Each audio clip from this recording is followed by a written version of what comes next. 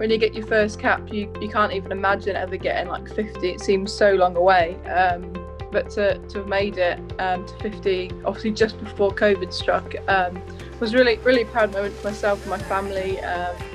It's something that you always aim for, is to get as many caps as you can in that white shirt. So to still have the privilege to be able to do it and continue to do it was a huge honour.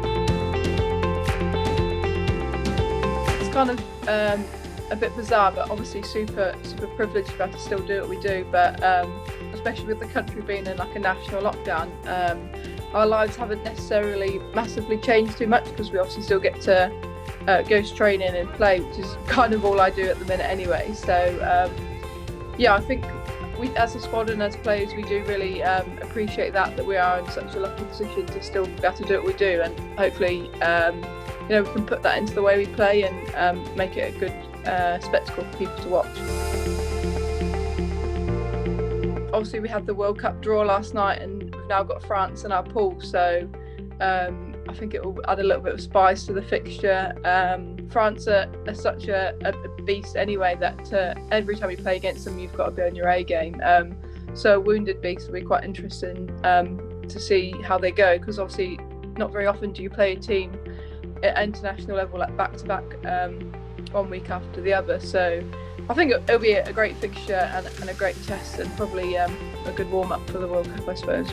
Obviously we want to win, that's a given, and we will definitely take the fact that we won last week, but I think we could have maybe improved our performance a bit. Our attacking play wasn't quite where we wanted it to be, so probably just looking for a more all-round performance to go along with a win this week. We definitely won't have as much footage on them as we do, say, of France or anything like that. Their seven side, which is kind of what we can base a bit off as well. Like they're going from strength to strength, and they play with just as much flair as the men's team. So that'll be a real challenge, I think, playing against a team that's so unknown to us. Something that we'll relish, and it would be quite good to play someone new, someone that we don't get to play very often. It's amazing that New Zealand get to host the first Southern Hemisphere World Cup. It's only ever been in the Northern Hemisphere, so hopefully should be an amazing spectacle for the sport, women's sport in general. I hope just all the New Zealanders get right behind it and make it a really good event.